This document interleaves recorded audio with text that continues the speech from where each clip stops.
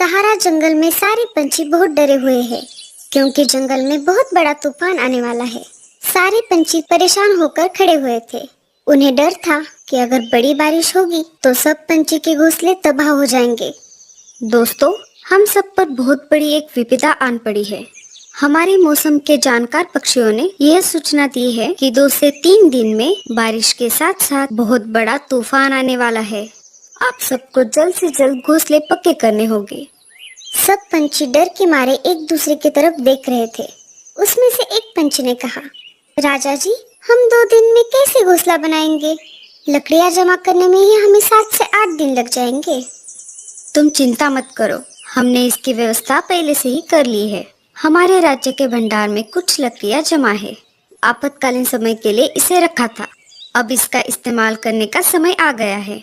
हमारे सहारा राज्य के सिपाही आपके घोंसले के नीचे कुछ लकड़ियां डाल देंगे। आपको सिर्फ अपने घोंसले पक्के करने हैं। चलो, अब घोंसलों की तैयारी में लग जाओ। सारे पंछी अपने अपने घोंसले की तरफ निकल पड़े। अब मैं क्या करूं? मेरा तो इस दुनिया में कोई नहीं है और अब मुझसे ये सब काम भी नहीं होते। तुम चिंता मत करो मीनू मौसी, मैं हूँ ना आपके साथ। हम दोनों मिलकर अपना घोंसला बनाएंगे ताकि दोनों का समय बच जाए। नहीं नहीं, मुझे किसी का एहसान नहीं चाहिए। अगर कहीं तुमने बारिश के समय घोंसले से बाहर निकाल दिया तो मेरा क्या होगा फिर? मैं कहाँ पर जाऊंगी? ऐसी बात नहीं है मीनू मौसी, मैं तो हम दोनों के भले के लिए कह रही थी ताकि दोनों का समय बच जाए। रहने दो, मैं देख लूंगी। ठीक है, जैसे आपकी मर्जी। सब सिपाही पंछी की राह देख रहे थे। सबको घोंसला जो बनाना था। थोड़ी देर बाद सिपाही पंछी लकड़ियां लेकर आ गए। उन्होंने हर एक पेड़ के नीचे लकड़ियां डाल दी। मीनू मौसी और लाडो लकड़ियों के पास आ जाती है। उन दोनों से पहले कालू कौवा और भूरा कौवा वहां पर पहुंच चुके थे। आ गए दोनों।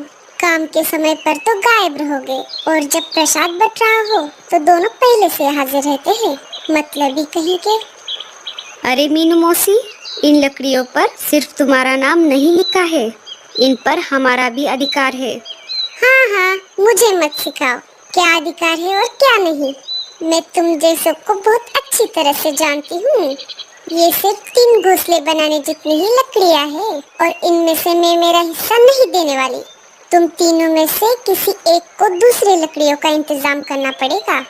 मीनू मौसी, ये समय झगड़ा करने का नहीं है। ऐसी स्थिति में हमें समझौते से काम लेना पड़ेगा। मैं नहीं करने वाली समझौता। समझौता करना है तो आपस में करो। कालू सही कह रहा है मौसी, हमारे पास बहुत कम समय है। बारिश का तूफान कभी भी आ सकता है। हम चारों में से किसी 2 को एक घोंसले में रहना होगा। ऐसा करो, कालू और भूरा मिलके एक घोंसला बना सकते हैं। दोनों की जोड़ी अच्छी बनेगी। नहीं नहीं रे बाबा, ये कालू बहुत ही आलसी और कामचोर है। इसकी और मेरी नहीं बनेगी। कालू भैया, अब हमारे पास दूसरा उपाय नहीं है। अगर आपको कोई परेशानी नहीं है तो हम दोनों साथ में घोंसला बना लेते हैं। मुझे कोई परेशानी नहीं है लाडो। तो चलो फिर हम घोंसला बनाने की जगह तय करके आते हैं। हाँ हाँ, जाओ जाओ। वैसे भी मुझ जैसी अबला चिड़िया की कौन मदद करने वाला है। आप भी हमारे साथ चलिए, हम सब अच्छी जगह तय करते हैं। मुझे कम अकल मत समझो। मैं क्या बेवकूफ लगता हूँ? मैं तुम तीनों से अच्छा घोंसला बना सकता हूँ। भूरा कहते हैं मुझे। लाडो, चलो हम हमारा काम करते हैं। सब घोंसले की जगह ढूंढने लगे। कालू भैया, आप बताइए, घोंसला कहाँ बनाना चाहिए? अरे उसे क्या पूछ रही हो, मैं बताती हूँ। वैसे भी तुम दोनों से ज्यादा मुझे अनुभव है। घोंसला ऐसी जगह पर बनाना होगा जहाँ पर लकड़ियाँ लाने में परेशानी ना हो। नहीं लाडो, घोंसला ऐसी जगह पर बनाना होगा जहाँ पर बाढ़ का पानी ना पहुँच पाए। आपने ठीक कहा कालू भैया, हम ऊंची जगह पर ही घोंसला बनाएंगे। हाँ हाँ, तुम्हें तो उसकी बात ही ठीक लगेगी। तुम्हारे घोंसले का पार्टनर जो है, मैं तो चली मेरा घोंसला बनाने। ऐसा कहकर मीनू मौसी लकड़ियाँ लाने के लिए निकल पड़ती है। लाडो, तुम घोंसला बनाने में माहिर हो। तुम घोंसला बनाओ, मैं तुम्हें लकड़ियाँ ला कर दूंगा। हाँ कालू भैया, इससे हमारा काम भी आसान होगा। अब क्या था, सब तो तय हो चुका था। कालू लकड़ियाँ उठा कर लाता और लाडो घोंसला बनाने लगती। इधर भूरा कौवा वजन में हल्की लकड़ियाँ उठाकर अपनी डाली पर रख रहा था। मैं चुपके से जाकर कुछ लकड़ियाँ उठाकर लेकर आती हूँ। इधर भूरा जमीन से लकड़ियाँ उठाकर पेड़ की डाली पर रख देता और इधर मीनू मौसी उस रखे हुए लकड़ियों को उठाकर अपने डाली पर रखती। अरे, ये क्या हो रहा है? बहुत देर से मैं लकड़ियाँ इकट्ठा कर रहा हूँ पर लकड़ियाँ तो जमा ही नहीं हो रही। चलो, मुझे लगता है इन लकड़ियों से मेरा घोंसला बन जाएगा। ऊपर कालू और लाडो की मेहनत की वजह से उन दोनों का घोंसला बनकर तैयार हो गया। उन दोनों का घोंसला तैयार हो चुका है, ये देखकर मीनू मौसी बहुत चलने लगी। ओई माँ, मर गई रे। लाडो और कालू दोनों मीनू मौसी के पास आ जाते हैं। क्या हुआ मौसी? लगता है ज्यादा वजन उठाने की वजह से मेरे पैर में मोच आ गई है। अब मैं घोंसला कैसे बना पाऊंगी? आप रहने दीजिए मीनू मौसी, हम हैं ना, हम आपको घोंसला बनाने में मदद करते हैं। मुझे लगता है आपको मेरे घोंसले के बाजू में घोंसला बनाना चाहिए। मुझे लगता है मैं ज्यादा ऊपर उड़ नहीं पाऊंगी, तुम यहीं पर घोंसला बना लो। ठीक है मौसी।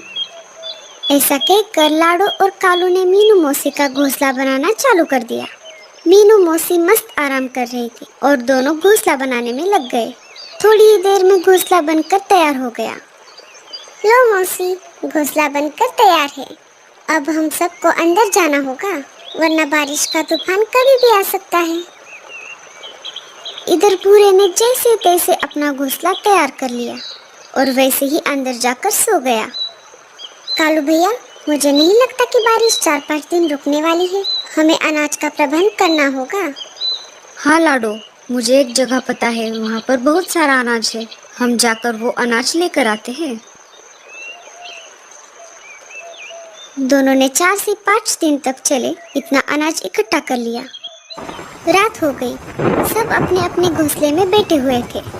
तभी तेज बारिश के साथ साथ बहुत बड़ा तूफान भी आ गया। हम आशा करते हैं कि बारिश इतनी तेज ना हो। पूरी रात जैसे तैसे निकल गई। सुबह हो गई। भूरा कौवा मजे में सो रहा था। तभी उसके पैरों में कुछ महसूस होने लगा। अरे, ये क्या हो रहा है? मेरे पैर इतने ठंडे क्यों हो गए हैं? भूरा नीचे नजर घुमाता है तो बारिश का पानी पूरे घोंसले में फैल चुका था। भूरा उस डाली से उड़कर ऊपर वाली डाली पर जाकर बैठता है। मुझे लगता है पानी इससे ऊपर नहीं आएगा। थोड़ी देर बाद पानी उसके पैरों तक आ ही जाता है। जैसे ही पानी बढ़ने लगता है, उसकी नींद फिर से खुल जाती है। पानी बहुत ऊपर तक आ गया। मैं एक काम करता हूँ, घोंसले के ऊपर जाकर बैठता हूँ। भूरा घोंसले से निकलकर बाहर आ ही रहा था, तभी उसका घोंसला बाढ़ के पानी में बह जाता है। वो मीनू मौसी के घोंसले के पास आ जाता है।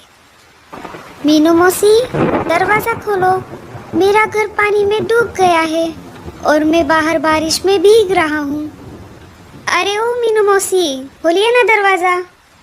मीनू मौसी को भूरे कौवे की आवाज़ सुनाई दे रही थी, पर वो सुनकर अनसुना कर देती है। ये तो मीनू मौसी की आदत ही है, किसी की मदद ना करना और खुद की भलाई का इंतजाम करना। भूरा कौवा लाडो के घोंसले के पास आ जाता है। लाडो, कालू, दरवाजा खोलो, मेरा घर तो डूब गया, मुझे अपने घर में ले लो। अरे लाडो, कालू, अरे खोलो जल्द से दरवाजा, नहीं तो मैं मर जाऊंगा। लाडो चिड़िया अंदर से घोंसले का दरवाजा खोल देती है। दोनों उसे देखकर चौंक जाते हैं। हमने तुम्हें पहले ही बताया था, बारिश बहुत तेज होने वाली है। अब चलो जल्दी से अंदर आ जाओ। तीनों खिड़की से बाहर का नजारा देख रहे थे। तभी अचानक मीनू मौसी के चिल्लाने की आवाज आ जाती है। अरे मुझे बचाओ कोई! अरे लाडो, कालू, कहाँ गए सब के सब? अरे कालू भैया, लगता है मीनू मौसी किसी मुसीबत में है, हमें उन्हें बचाना होगा।